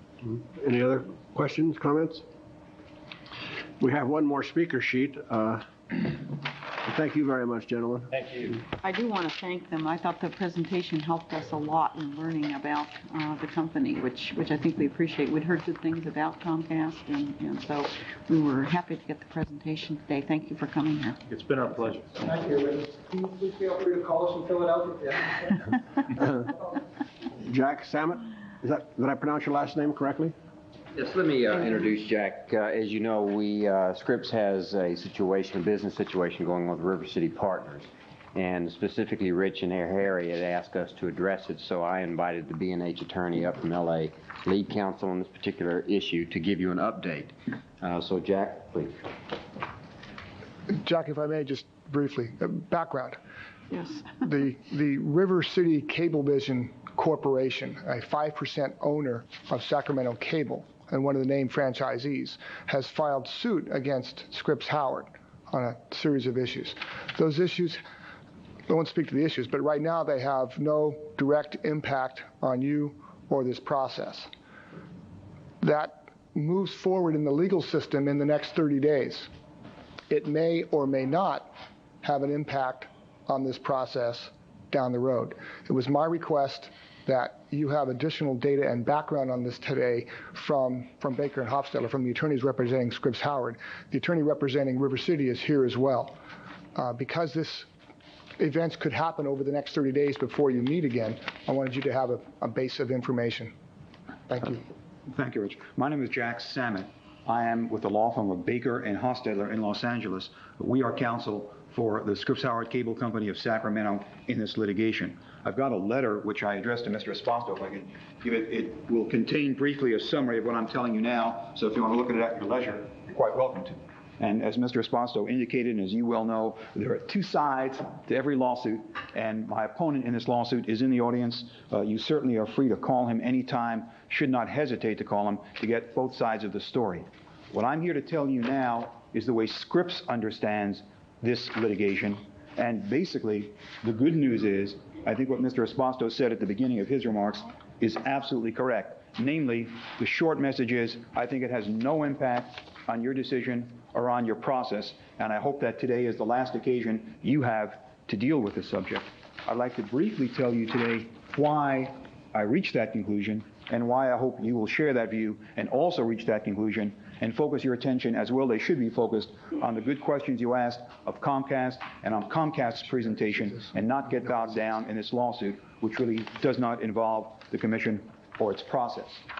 The lawsuit is, as Mr. Esposito indicated, a suit by one of the partners of Sacramento Cable Television, a 1 to 5% shareholder, River City Cablevision, against the 95 to 99% shareholder, Scripps Howard. There is nothing in the lawsuit that is addressed to you as a commission. The commission is not a party to the action.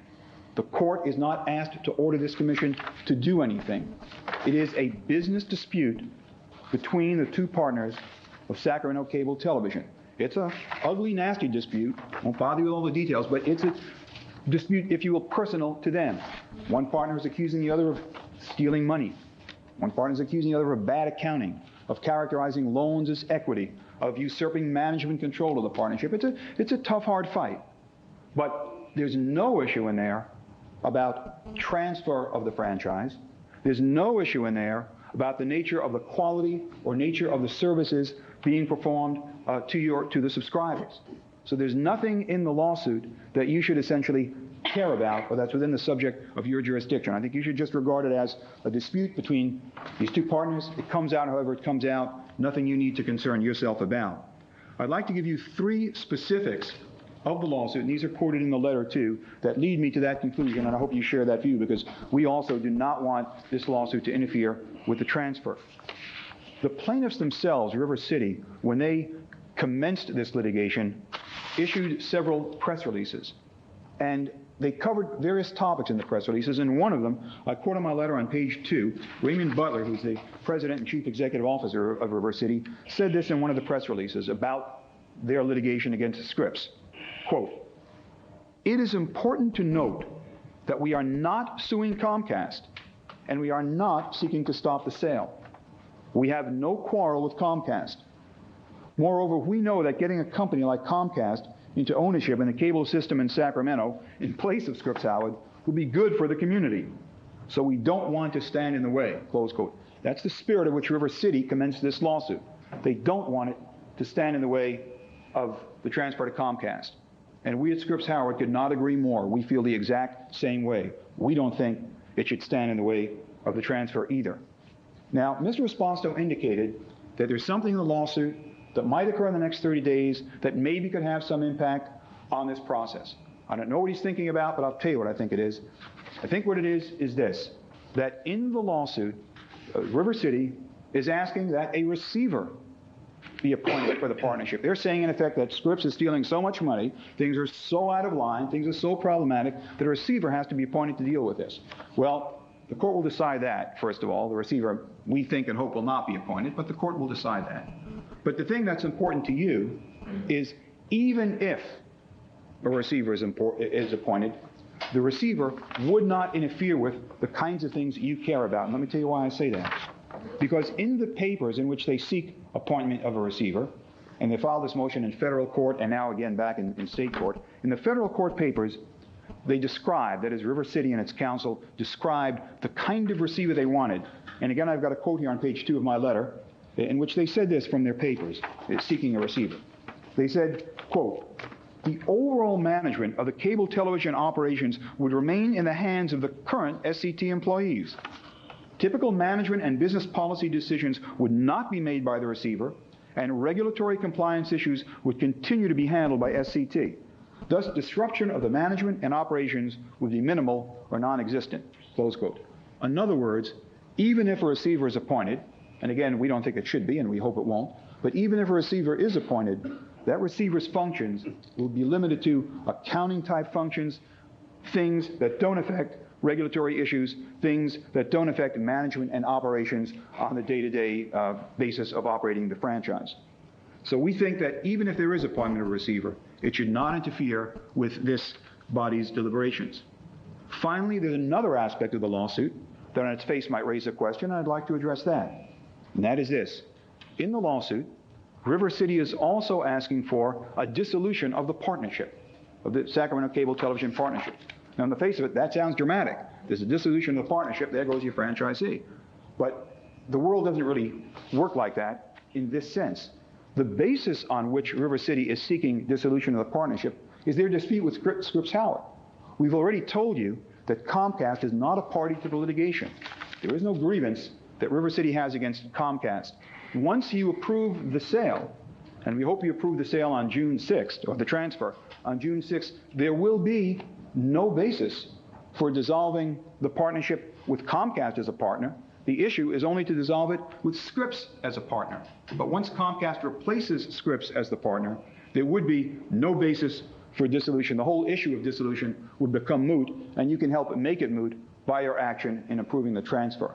So the purpose of my talk, I wanted to be brief. I hope I met that test. It's tough for a lawyer to do. But I did want to indicate that I think this is, and I don't mean this in the nasty way it sounds, I mean it in a positive way, it's none of your business. And you should be glad it's none of your business. It's an unpleasant business you don't want to, have to, or need to be a part of. I've tried to explain to you why. You're welcome to ask the other side its view. I'm sure they won't hesitate to tell it to you now or whenever. And I'd invite any questions anybody has. Mr. Chair? Yeah. Hey. Oh. I have a question for our counsel. I know, Mark, you're pinch hitting today, but do you concur with the assessment that I know Rich gave it, that it is none of our business, that, and there's no impact whatsoever on the matter that'll be properly before this body in June? Yeah, on the basis of what's happened thus far, I agree with that. Okay, but if there were some events that took place over the course of the next 30 days, not knowing what those might be, but there potentially you might have a different assessment based upon something that might happen? Litigation's is unpredictable, and I don't want to forecast the future, but on the basis of what we understand right now, I don't see a problem. Okay, thanks, Mark. Do you understand that Comcast had bought only Scripps portion of the partnership so that River City still owns their 5%? That is absolutely correct, and you've got it exactly right. The whole idea of the concept was that all that is changing is the ownership interest of the 95 to 99% partner. Instead of being Scripps Howard owned, it will be Comcast owned. But Sacramento Cable Television remains the same as a partnership. Its property and assets are unaffected, and River City remains the 1 to 5% shareholder. It just will find a different shareholder to deal with, a person named Comcast instead of a person named Scripps.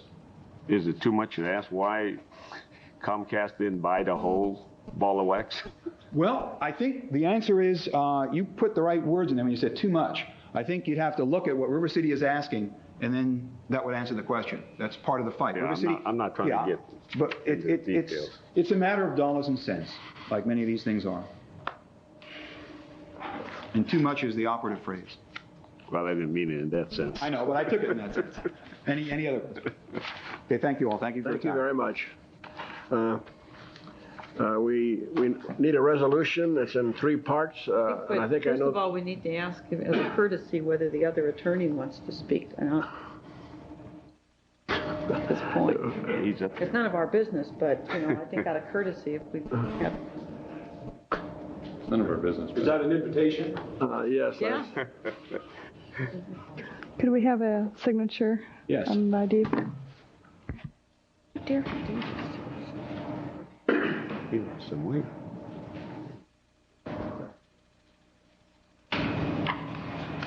Thank you. Mr. Chairman and members, my name is Brent Blair, and I've been described as the opponent, I guess. I am here today on behalf of River City Cablevision, a general partner in Sacramento Cable Television. I did not expect to speak until my friend, Mr. Samet, came up and shook my hand and then later got up and spoke. As I listened to the presentation today, I had to reflected on the role of River City. It called to mind the practice in primitive societies of arranged marriages. And I have to tell you that we got our first look at our betrothed here today in the presence of Comcast, and we were impressed, as I'm sure you were. Let me say that as to the substance of what Mr. Samet just said, that we largely agree, but with an important caveat. We agree that the litigation does not involve your commission. As our chairman, Mr. Butler, said, our chairman president, at the time we filed the suit, we do not wish to stand in the way of any transaction, and we don't presume to tell you how to discharge your public duty. However, the caveat comes with, I suppose, the substance, if I will, of the litigation, not the litigation itself. The litigation will take care of itself. The courts of California will decide the issues that are before it, and I don't think that that's something you need to concern yourself about. But I think it will become obvious to you as you look into this that the litigation focuses on the management of our partnership over the last several years. And while Mr. Samet may have taken some poetic license with the allegations that we have made, substantively, I'm sad to say, they are quite correct. But your concern, as I've heard your counsel outline it, and as I've heard Comcast address it today, is what happens from this point forward. Now, I know that your commission and its predecessors, the constituent jurisdictional bodies, placed great importance at the foundation of this franchise on the nature of the management that was to occur. And while Mr. Samet has described our interest as a 1% to 5%, which reflects cash flow, and the 5% reflects equity ownership, we have a 30% voice in the management of Sacramento Cable Television. And that's very important, we believe, to us. We think it should be as it is, to the commission and to the constituents, your constituents as well. We did not hear that addressed today, and if in fact this transfer occurs, and I'll come back to that in a moment, we're going to be there so far as we know.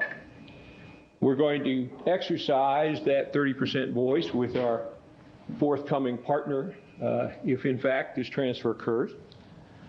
And we're going to try to do it responsibly and serve the interests that were important to you and your predecessors in 1985, and we think will be important to you in 1996.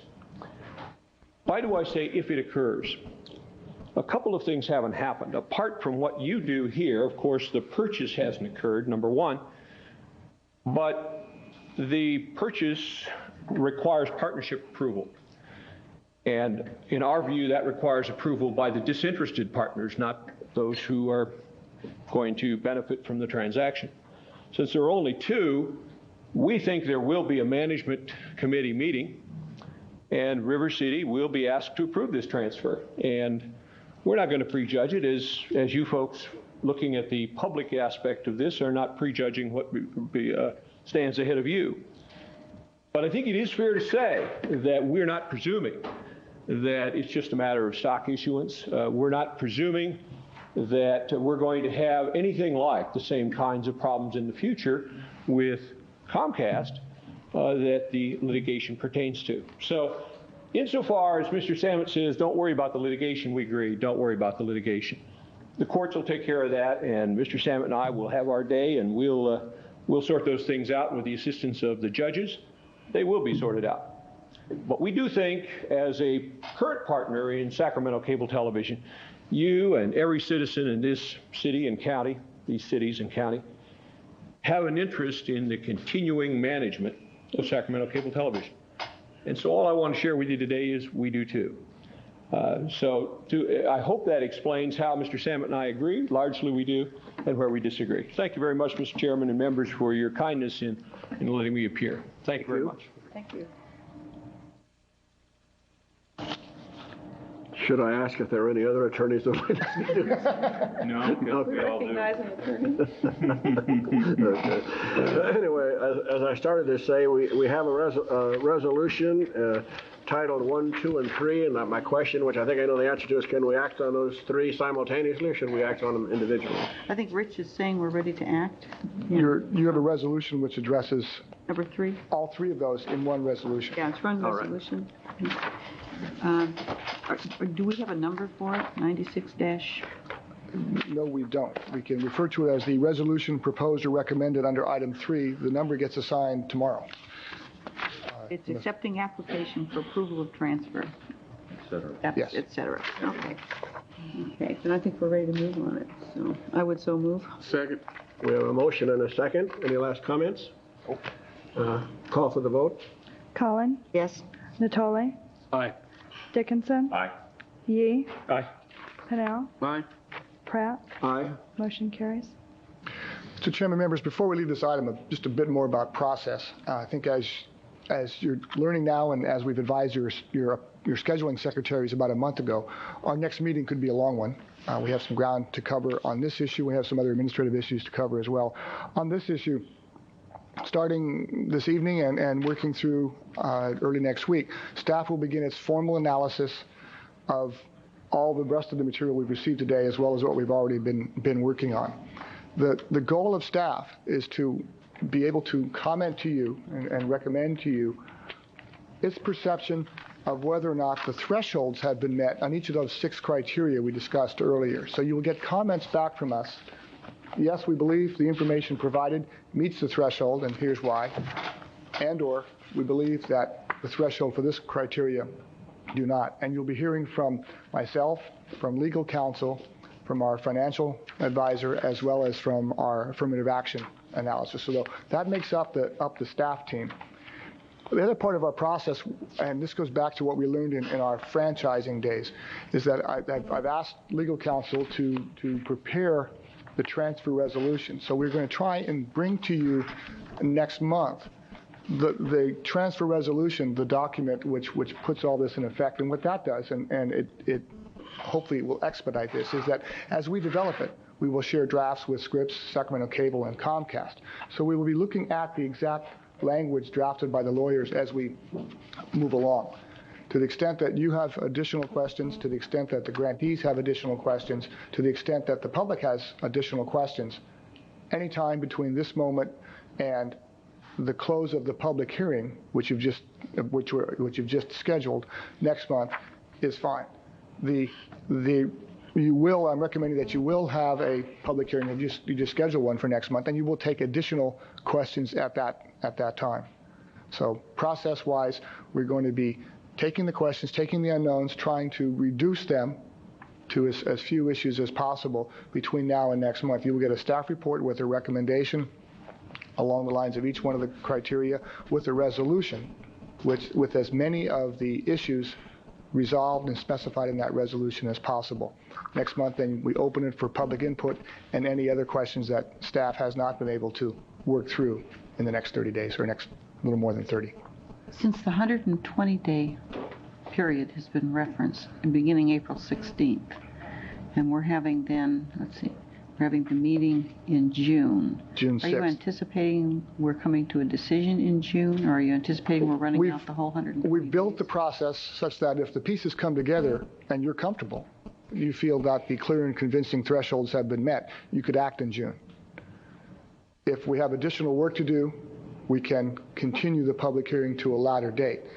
As support staff have looked at your calendars, it gets very difficult as you move into budget season. So one of the considerations I had with McDonough, with our financial consultants, is could your staff put the resources in now, because your window looks better in May, much better than it does as we move forward. I know we can make it work either way, but I'd like to try and move this through. We have some holiday issues over and vacation around the 4th of July. Recall that the 4th of July is on the first Thursday in July, which is our normal meeting date. We've spent considerable time trying to find another date we can get all of you together. The end of July. We're automatically into the end of July, and that gets difficult. You have then started budget hearings, and there might be some reading material. You tend to get distracted, and August becomes the August date becomes the end of the 120 days. So we will try. It's a goal. Is that date in August before or after our budget hearings beginning for the Board of Supervisors? It would be August 15th, as I recall, and you would be right in the middle. We're going to have late budget hearings? We usually have the third week. So third week. There's no reason why we can't take longer. Staff will move and will try to put this together. But if your comfort level isn't there, if the comfort level isn't there by any of the community programming grantees or any members of the public, we can adjust accordingly. But we have spent a fair amount of time looking at your calendars, and that's why we're establishing this goal. But it is not something that is locked in concrete. Thank you, Rich. We have a backup day that we've been working on June 20th. It's a Thursday, but we may have to meet at 1 o'clock in the morning or something like that to make it all come together. Mr. Chairman, I need to ask one of my little bonehead questions, I guess. No. I'm still trying to learn this stuff a little bit. I guess I'm trying to figure out, in this transfer process, Rich, what all do we have to do I'm just really trying to figure this out. What all do we have to do? They're transferring franchise. We're not looking at just dotting the I's and crossing the T's. There's something we got to get them to do that they haven't done. I guess I'm really asking. Maybe council can help. I go back to this, Mr. Pinell. What we're doing is following the process that was defined for us in our own cable television ordinance. If our ordinance wasn't here, the transfer would probably be approved by now, because under the generally applicable federal process, the criteria are very broad and very easy to meet. Okay, I understand that piece. Okay. I guess what I understand, it's not like I see 500 people in the Sacramento community beating down the cable commission doors saying that they ain't doing something. I just really don't see that. I'm just trying to see. I know sometimes trying to maintain a job is trying to make work, but I guess my point is that we're doing what the charter says. Yes, sir. Is that what we're doing? Yes, sir. Okay, I guess I need to sit with you because I really want to understand what the charter means. I don't want to bog down the commission with my problems, but I'm just going. I don't see like a groundswell of folks, I was coming in here saying that they're mistreating us.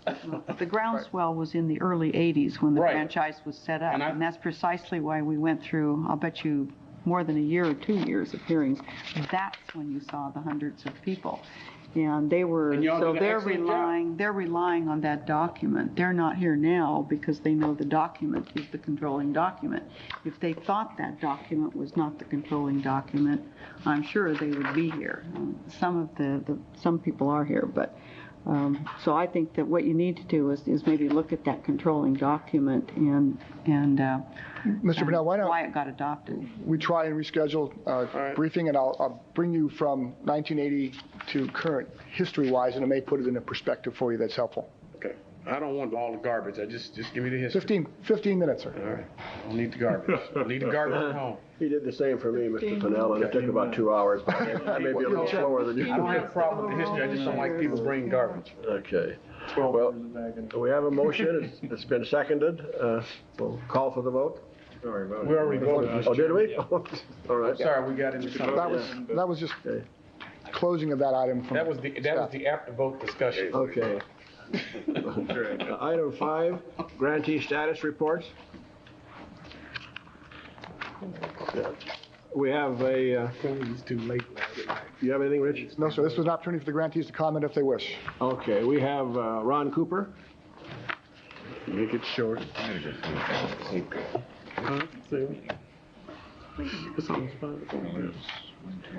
Ron Cooper, Executive Director at Access Sacramento, the public access provider of community programming. And I'll keep my comments very brief. It's exciting to hear the presentation today. On behalf of the Board of Directors of Access Sacramento, our members, and the various cable subscribers and other community members that support. And I want to echo some of what Mr. Pinnell started the meeting with, and that is it's so critical to include all of our residents in the process. At Access Sacramento, and I know with the other community programming grantees, that's been the hallmark. That's the reason why you don't see 500 people here today. I think all of us have been doing our job very, very well.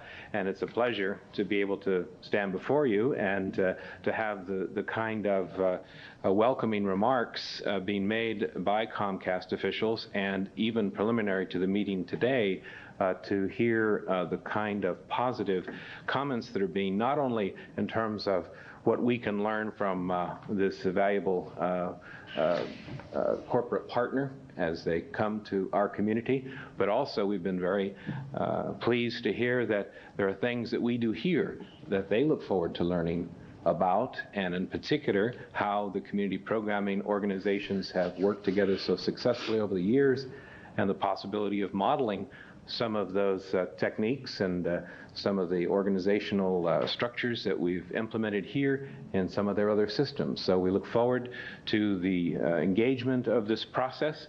Know that our board and our members are excited about the possibilities that lie ahead, but first, the work ahead of us in the next month is to evaluate the proposal. Rest assured that we will be providing your staff with pertinent questions and discussing with the appropriate officials any concerns or questions that we have. The bottom line being that we want to continue the success that we've had, and in particular the inclusivity of all of our residents that we've enjoyed. In conclusion, I know that you're going to receive a lot of paper, and our little grant request is not quite as formidable as that one, but I wanted to bring it to you a little bit in advance of the normal schedule, so that perhaps in the next week, before you're inundated with other materials, you might take a glance at it. As you know, over the months and years, we pride ourselves in being absolutely forthcoming with you. We're quite proud of what was accomplished during the past year. We're quite proud of the plans, and particularly the community partnerships that we're going to enjoy in the coming year, particularly with the County Office of Education, the Cosumnes River College, McNexus Users Group, the Nonprofit Resource Center, and on and on and on. Some exciting partnerships ahead. At the last commission meeting, you heard from some of those representatives. This is a sketch of what's to come, and so it's an exciting time, and we look forward to our continued relationship with you and any new partners that may be coming down the line as well. And I can't pass up the opportunity to say, go Kings. Thank you very much. I hope you got a ticket. I don't. Who does? Okay. Item 6, staff status report on legislation. 2 issues, members, just very quickly. The SB 610, the cable television late fee bill, passed out of the Assembly Consumer Protection Committee to the Assembly floor with amendments that will be re-referred, I expect, very quickly back to the Senate. The only no vote in the committee was by Mr. Eisenberg, which we appreciated very much. 6 aye votes, 1 abstaining. One interesting aspect of that bill is that the State Department of Consumer Affairs took an opposed position on that bill. So that's the bill that would change the late fee rules statewide. Some impact on us, relatively speaking. SB 1986, a much more intense bill having to do with the authority of local government to manage right-of-way. Is being heard Monday in the Housing and Land Use Committee. We met this morning with the chairman. The League of Cities has proposed some amendments. CSAC has as well. There's full alerts out. We'll know better next week. This is a very disguised bill that's giving us some problems in its interpretation and analysis. On one hand, it says that this bill is meant only to clarify existing statute, and then it goes on at great length to identify a list of new rights available to those who place telecommunications facilities. It amends a section that previously talked about telephone corporations. Now it says those who put in telecommunications facilities. So it provides a series of rights, as we read it, to entities that previously hadn't had that authority. Directors of public works from all over the state are coming to this. If you recall, I briefed you on this last time. We'll see a little more detail after Monday afternoon. So now we're talking about state legislation. This time last year we were talking about federal legislation. Other than that, just one more comment on peace and process. Like it or not, I will be bringing to you the commission operating budget next month as well. June is budget month, so we have a lengthy meeting again for June. Increases and decreases. Look at it, I don't even like We have to make sure the Air District Board is not meeting that night then. That's one of the issues for the June 20th. What? So wait a minute, is it June 6th or June 20th? June 6th is a regularly scheduled meeting. We're fine. That's here. The whole thing. We've advised them that we might be running late and right up to their meeting time. Well, I was thinking about the Air Board maybe moving their meeting time that night. If we're going to be moving, if you anticipate the cables going long, because I know we've got Air Board at what, 5:30? 5:30. Yeah. You want me to hear? We meet here. Yeah. We can approach them and see what their agenda's like and work with them if at all possible. Right now, it's literally to tell you where we'll be. It's not going to be good, I'm sure. On June 6th? I'm sure it's not. You're the chair. That's right. Control that agenda better. He just told you it wasn't going to be simple. I'm sure. He said he's sure. We do have one more item, folks. Item 7, public opportunity to discuss matters not on this agenda, but within commission jurisdiction. I have a speaker sheet from Eric Hoover. Oh, Eric, not today. No, Mr. That's that great Take all the time you want, believe me. Yeah, I got some handouts to give to you guys. That'll make it easier what I can say, because I can either see what I see instead of me telling you. Okay. Who's on that shirt? I was hoping Mr. Smith came to Sacramento second time to Cal Expo. He first came to Billy Graham to say, it's nice, I guess reward from, I guess, Clinton. You'll hear the news. Thank you. Okay. I really want to mention something that's been in the TV Guide goof. I guess you may see this part here is inside a photocopy of the TV Guide. And it's a little goof up, and I just want you to see it. Maybe I've been trying to get a hold of Sacramento Cable, in the administration office, and running around in circles. They give me a number for a TV Guide, running around in circles. And it's like I was saying, I look in the channel grid, and it says that I guess HTV that's not in the TV Guide. You turn the next page, and it shows you that it is in the TV Guide, and you look in the channel listing. I also want to make a little comment. I noticed that the cable company's getting a telephone business, so I guess a part of Sacramento in the future can get a hold of City Hall. They can find it. Well, I just wanted to say that, and Get a hold of City Hall.